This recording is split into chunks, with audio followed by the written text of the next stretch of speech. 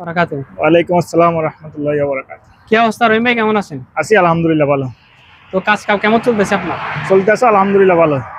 তো বিদেশের মাটিতে এটা আপনার কয় নাম্বারে? দেশের মাটিতে চতুর্থতম ঈদ আর কি। চতুর্থতম ঈদ, মানে আপনার 2 বছর শেষ নাকি 2 বছর রানিং?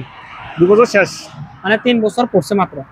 আচ্ছা, তো আপনার এই 2 বছরের মধ্যে তো একটা ঈদও বাসায় যায় করতে পারেন না। না না, এই 2 বছরে 4টা ঈদে আপনি সবচেয়ে বেশি কারে কারে মিস করছেন? সবচেয়ে বেশি মিস করছি পরিবারকে।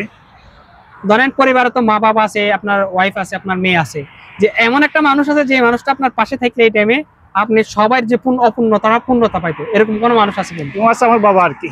আচ্ছা, আপনার আব্বু বাবা কি বাইচে আছে? না ভাই।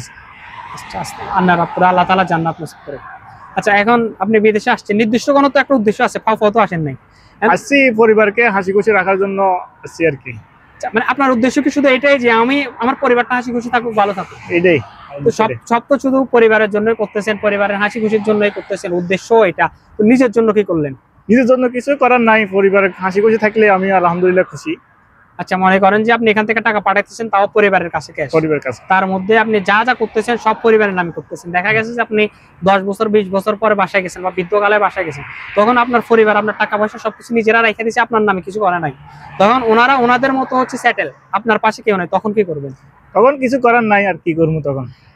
তখন কি মানে এটা এমনিতে মাইনে নিবেন? এমনিতে মানে নিতে হবে, আর কিছু করার তো নেই।